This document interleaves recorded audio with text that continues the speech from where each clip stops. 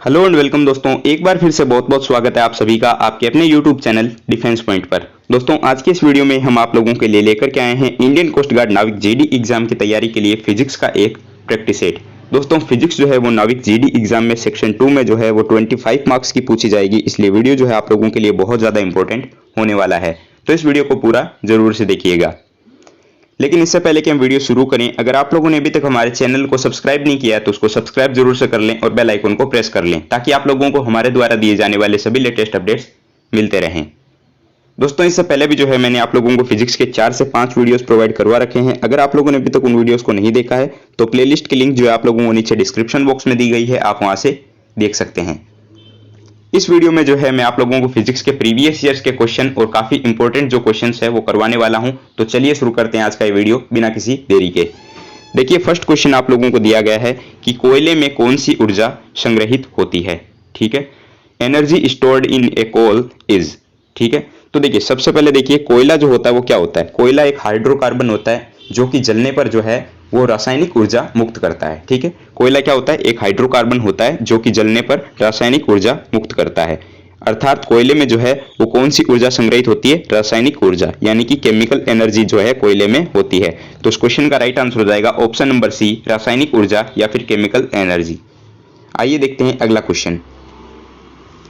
तो अगला प्रश्न आप लोगों को दिया गया है कि सौर कुकर, सौर आसवन संयंत्र, सौर ऊर्जा संयंत्रों में जो है किस प्रकार की ऊर्जा का उपयोग किया जाता है। तो देखिए इस प्रश्न का जो उत्तर है वो आप लोगों के प्रश्न में ही छिपा हुआ है। क्या बोला गया है कि सौर ऊर्जा, सौर आसवन संयंत्र और सोलर पैनल में जो है किस प्रकार की ऊर्जा का जो है उपयोग होता है। तो ऑप्शन देखिए, केमिकल एनर्जी यानी कि रासायनिक ऊर्जा, सोलर एनर्जी यानी कि सौर ऊर्जा, थर्मल एनर्जी यानी कि तापीय ऊर्जा या फिर न्यूक्लियर एनर्जी यानी कि परमाणु ऊर्जा।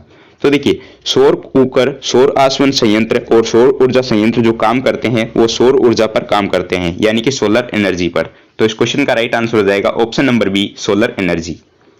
आइए देखते हैं अगला प्रश्न। तो अगला प्रश्न आप लोगों को दिया गया है कि विखंडन और संलयन क्या कहलाए जाते हैं। मोस्ट इंपॉर्टेंट क्वेश्चन है, तो इसको आप जो है ध्यान से देखिएगा क्योंकि काफी बार जो है आपके एग्जाम्स में पूछा जा चुका है। तो देखिए विखंडन और संलयन जो है वो फिजिक्स में एक बहुत बड़ा रोल रखते हैं, जो कि क्या होती है, ये होती है न्यूक्लियर रिएक्शंस। क्या होती है विखंडन और संलयन, क्या होता है, न्यूक्लियर रिएक्शन ही तो होता है जो कि परमाणु की प्रतिक्रियाएं होती है। ठीक है, तो इस क्वेश्चन का राइट आंसर होगा विखंडन और संलयन जो होती है वो परमाणु प्रतिक्रियाएं या फिर न्यूक्लियर रिएक्शन होती है। आइए देखते हैं अगला प्रश्न। तो अगला प्रश्न आप लोगों को दिया गया है कि एक शरीर की स्थिति के कारण उसके पास मौजूद ऊर्जा को क्या कहा जाता है। ठीक है, यानी कि energy processed by a body due to its position is called its. ठीक है, तो देखिए आपको ऑप्शन दिए गए हैं, हीट एनर्जी यानी कि उष्ण ऊर्जा, काइनेटिक एनर्जी यानी कि गतिज ऊर्जा, पोटेंशियल एनर्जी यानी कि स्थितिज ऊर्जा या फिर केमिकल एनर्जी यानी कि रासायनिक ऊर्जा। ठीक है, तो देखिए शरीर की स्थिति के कारण जो मौजूद ऊर्जा होती है वो क्या होती है, स्थितिज ऊर्जा यानी कि पोटेंशियल एनर्जी। तो इस क्वेश्चन का राइट आंसर होगा option number C, potential energy या फिर स्थितिज ऊर्जा। आइए देखते हैं अगला प्रश्न। तो अगला प्रश्न आप लोगों को दिया गया है कि सूर्य का तापमान किसके द्वारा मापा जाता है। ठीक है, तो आपको ऑप्शन दिए गए हैं, यानी कि देखिए क्वेश्चन है कि the temperature of the sun is measured with. ठीक है, तो सूर्य का तापमान जो है किसके द्वारा मापा जाता है। तो ऑप्शन दिए गए हैं, platinum thermometer, pyrometer, gas thermometer या फिर वाष्प दाब थर्मामीटर। तो देखिए सन का जो टेम्परेचर होता है यानी कि सूर्य का तापमान वो पायरोमीटर के द्वारा मापा जाता है। काफी ज्यादा इंपॉर्टेंट क्वेश्चन है तो ध्यान में रखिएगा, सूर्य का तापमान जो है वो पायरोमीटर के द्वारा मापा जाता है। आइए देखते हैं अगला प्रश्न। तो अगला प्रश्न आप लोगों को दिया गया है कि एक कंपास की सुई को किसका पता लगाने के लिए इस्तेमाल नहीं किया जा सकता। ठीक है, यानी कि a compass needle can not be use in detect. ठीक है, तो देखिए आपको ऑप्शन दिए गए हैं, चुंबकीय उत्तर दक्षिण दिशा बताने हेतु, दूसरा ऑप्शन है कि एक चुंबक की ध्रुवीयता बताने हेतु, तीसरा ऑप्शन दिया गया है कि एक चुंबक की शक्ति बताने हेतु, या फिर चौथा ऑप्शन दिया गया है कि चुंबकीय क्षेत्र की दिशा बताने हेतु। ठीक है, तो देखिए इस प्रश्न का जो राइट आंसर होगा वो होगा option number C, strength of a magnet, यानी कि चुंबक की शक्ति बताने हेतु जो है एक कंपास की सुई का इस्तेमाल नहीं किया जाता। ठीक है, कंपास की सुई के द्वारा जो है वो चुंबक की शक्ति नहीं बताई जा सकती। तो इस क्वेश्चन का राइट आंसर होगा ऑप्शन नंबर सी, एक चुंबक की शक्ति। आइए देखते हैं अगला प्रश्न। तो अगला प्रश्न आप लोगों को दिया गया है कि एक तार के प्रतिरोध के बारे में क्या गलत कथन अंकित है वो बताइए। ठीक है, यानी कि इसमें से कौन सा ऑप्शन जो है वो तार के प्रतिरोध के बारे में गलत बताया गया है, ये आपको बताना है। ठीक है, तो पहला ऑप्शन देखिए, आपको बोला गया है कि यह तार के पदार्थ पर निर्भर करता है। ठीक है, दूसरा ऑप्शन देखिए कि यह तार की लंबाई के अनुपातिक होता है। तीसरा ऑप्शन दिया गया है कि यह तार के अनुप्रस्थ काट क्षेत्रफल के लिए समानुपातिक होता है। ठीक है, और चौथा ऑप्शन आप लोगों को दिया गया है कि तापमान में वृद्धि के साथ में जो है धातु के तार का प्रतिरोध बढ़ता है। ठीक है, तो देखिए तार के प्रतिरोध के बारे में अगर मैं इनमें से गलत कथन की बात करूं तो वो हो जाएगा, यह तार के अनुप्रस्थ काट के क्षेत्रफल के लिए समानुपातिक होता है, यानी कि it is directly proportional to the area of cross section of wire. ये जो आपको कथन दिया गया है यानी कि स्टेटमेंट दिया गया है वो तार के प्रतिरोध के बारे में गलत है। ठीक है, तो इस क्वेश्चन का राइट आंसर हो जाएगा ऑप्शन नंबर सी। आइए देखते हैं अगला प्रश्न। तो अगला प्रश्न आप लोगों को दिया गया है कि निम्नलिखित पदार्थों में से किसके तापमान में वृद्धि के साथ प्रतिरोध कम हो जाता है। ठीक है, यानी कि for which of the following substance the resistance decrease with increase in temperature.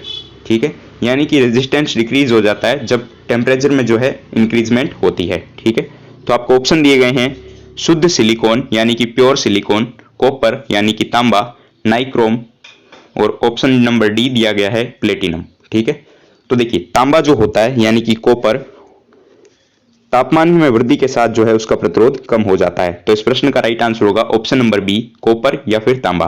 दोस्तों आप लोगों को मैं इस वीडियो में जो भी प्रश्न करवा रहा हूं बहुत ज्यादा इंपॉर्टेंट क्वेश्चंस हैं, क्योंकि ये तो जो है आपके नेवी एसएसआर, एक्स ग्रुप और कोस्ट गार्ड के जीडी एग्जाम में जो है पूछे जा चुके हैं, और इनमें से कुछ क्वेश्चंस जो है वो मुझे इंपॉर्टेंट लगे, इसलिए भी जो है मैं आप लोगों को करवा रहा हूं। आइए देखते हैं अगला प्रश्न।